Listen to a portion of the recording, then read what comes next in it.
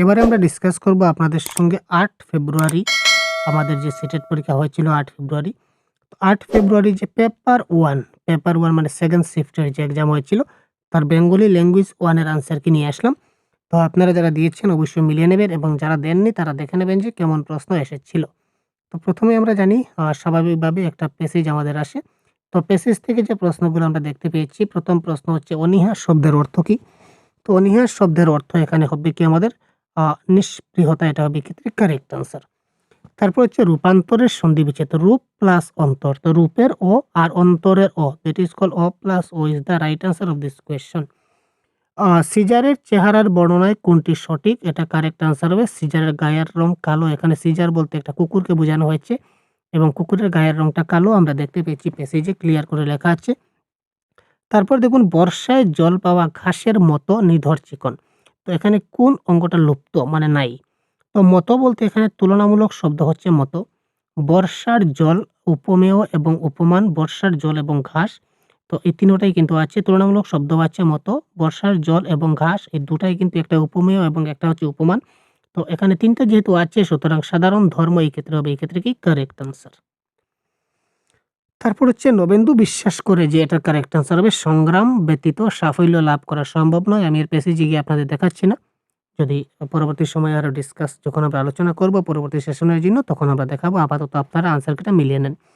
Napoleon যে বাণীটা নিবেন্দুর কাছে বেদবাক্যের মতো মূল্যবান সেটির অর্থ হচ্ছে নির্বুদ্ধি ব্যক্তির পক্ষে সবকিছুই সম্ভব। ঠিক আছে? তো এটা একদম ডাইরেক্ট এখানে দেখুন হাইলাইট করে দেওয়া আছে। অসম্ভব শব্দটা লেখা আছে বুকার অভিধানে। নবেন্দুর কাছে এই বাণী হীরা জহরতের চেয়ে অনেক দামি।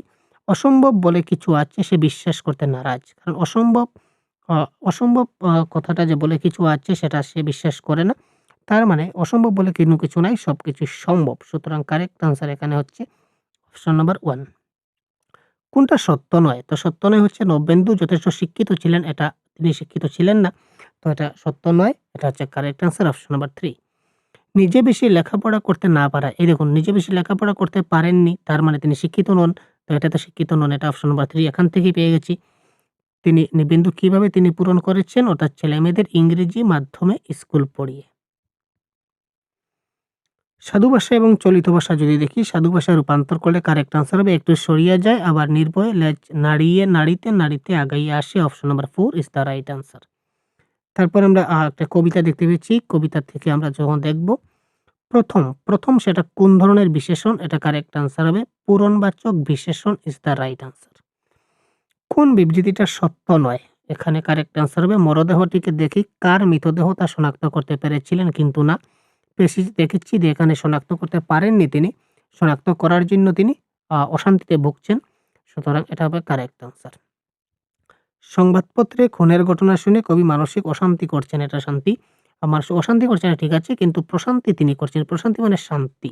তো তিনি শান্তি না, তিনি অস্বস্তি করছেন, অশান্তি করছেন যে তিনি চিনতে পারছেন না বলে। তো সুতরাং কারেক্ট আনসার হবে খুনের ঘটনা পড়ে কবি মানসিক প্রশান্তি অনুভব করেছেন। এটা সত্য নয়। কবিতাটিতে কবির কিরূপ মানসিকতার প্রকাশ পেয়েছে? অপরাধীকে শনাক্তকরণের প্রচেষ্টায় মনস্থ চাপ। তিনি অপরাধীকে শনাক্ত করতে চাচ্ছেন কিন্তু তিনি পারেননি। তো সেই একটা মানসিক চাপ তার মধ্যে কাজ করছে। কাকরের সঙ্গে কার তুলনা করা হচ্ছে? অস্বস্তিকর অনুভূতির তুলনা করা হয়েছে। বিকৃত মৃতদেহটির মুখ দেখে কবির চেনা, চেনা মনে হলো কেন? এটা কারেক্ট আনসার হবে এটি তার প্রতিদিনের দেখা সাধারণ মানুষের একজন, তাই তার চেনা, চেনা মনে হচ্ছে। তারপর দেখি প্যাডাগজির ১৫ টা প্রশ্ন। একজন ভাষা শিক্ষক শিক্ষার্থীদের তাদের পঠন শৈলী এবং প্রাথমিকতা সম্পর্কে আরো অধিক কিছু জানার জন্য তাদের ক্রমান্বয়ে কিছু প্রশ্ন দিলেন। তার ভূমিকা কী? তিনি শিক্ষার্থীদের পঠন শৈলী এবং প্রাথমিকতা, ছাত্ররা কতটুকু পড়তে পারলো এবং কতটুকু তারা শিখতে পারলো, কতটুকু জানে, এই নিয়ে তিনি আরো কিছু প্রশ্ন করতে চাইলেন। তো এটা হচ্ছে তিনি ডায়াগনোস করছেন বা তিনি বুঝতে চাইছেন যে তারা কতটুকু শিখতে পারছে, এটা তিনি বুঝতে চাইছেন। যখন আমরা একজন শিক্ষক বুঝতে চাই যে ছাত্ররা কতটুকু শিখতে পারলো, কোথায় তার ঘাটতি রয়েছে, কোন জিনিসটা বুঝতে পারেনি, কোন জিনিসটা বেশি পারছে, কোন জিনিসটা কম পারছে, এটার যে মাধ্যম এটা হচ্ছে ডায়াগনোস করা। শ্রেণীতে শিক্ষণমূলক অভিজ্ঞতা শিশুদের জীবন এবং তাদের পারিপার্শ্বিকতার সঙ্গে গভীরভাবে সংযুক্ত, এটা কারেক্ট। শিক্ষণমূলক অভিজ্ঞতার পরিকল্পনা শিশুদের পূর্ব উপলব্ধিকে ভিত্তি করে গঠন করা হয়, এটাও কারেক্ট। সুতরাং দুটাই সঠিক এবং একটা আরেকটা সঠিক ব্যাখ্যা, এটা হবে এই ক্ষেত্রে কি কারেক্ট আনসার। নিচের কোনটি একটি ভাষা শিখনের ক্ষেত্রে সত্য নয়? তো ভাষা শিখনের ক্ষেত্রে সত্য নয় হচ্ছে ভাষা শিখনের ক্ষেত্রে ব্যাকরণ শিখন প্রয়োজন। তো ব্যাকরণ মাস্ট শিখতে হবে এটা কোনো কথা না, কারণ ব্যাকরণ ছাড়াও কিন্তু ভাষা শিখন সম্ভব হয়। ভাষা শিখনের একটা অঙ্গ বলতে পারি, কিন্তু প্রয়োজন 100% এটা আমরা বলতে পারি না। সুতরাং এটা সত্য নয়।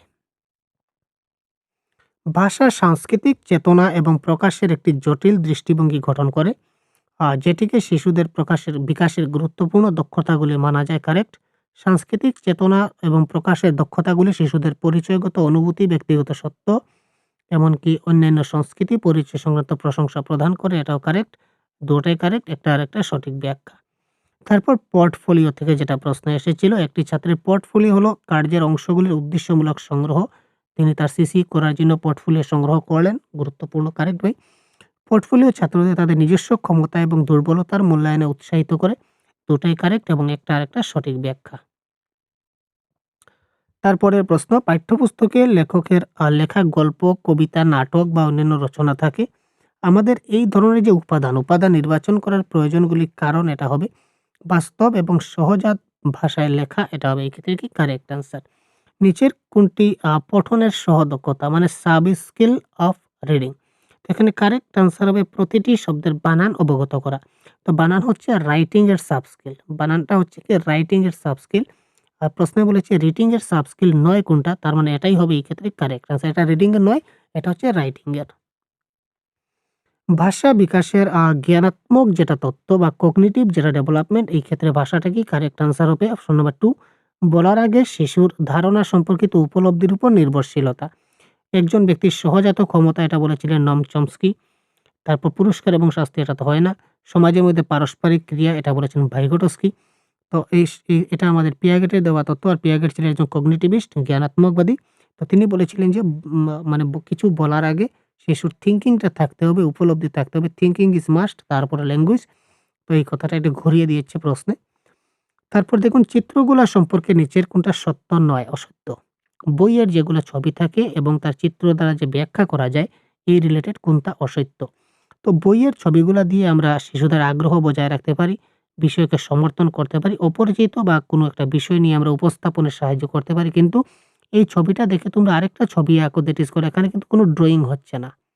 এখানে কোনো ড্রয়িং হচ্ছে না বা এখানে এই চিত্র দ্বারা কিছু আন্ডারস্ট্যান্ডিং হচ্ছে। আমাদের পাঠ্য বইতে যে ছবি দেওয়া থাকে, এই দিয়ে আমরা চিত্রদের আন্ডারস্ট্যান্ডিং করাই।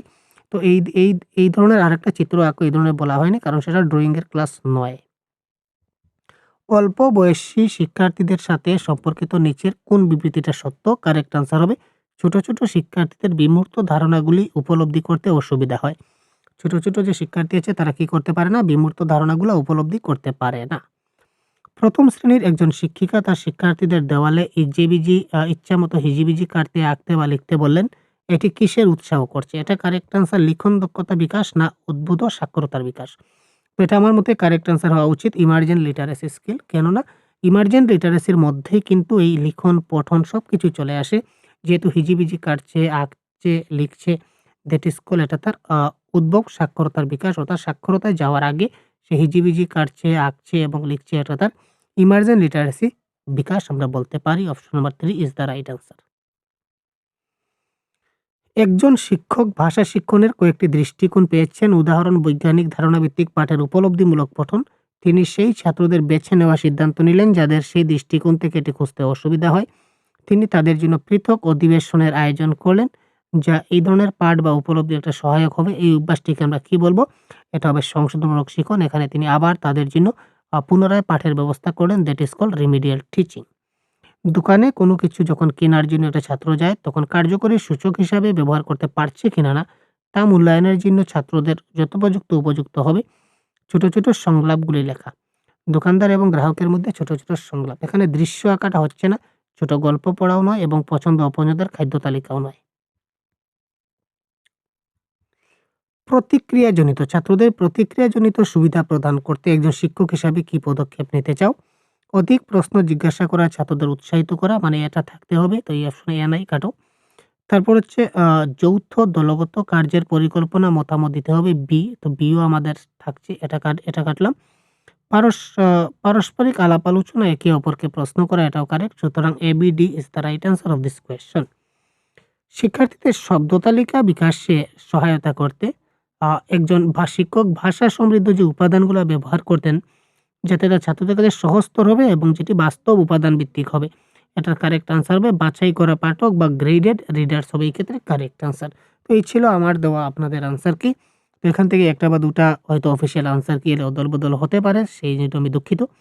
তো যাই হোক, আপনাদের এই মতে আপনাদের কার কোনটা কারেক্ট হলো এবং কোনো প্রশ্নের আনসার যদি আপনাদের ব্যতিক্রম বলে মনে হয়, সেটা অবশ্যই কমেন্ট বক্সে আপনারা জানিয়ে দেবেন এবং পরবর্তী সময়ে আমরা সংস্করণের মাধ্যমে সেটা একটু রেকটিফাই করে দেব কমেন্ট বক্সে। ক্লিয়ার?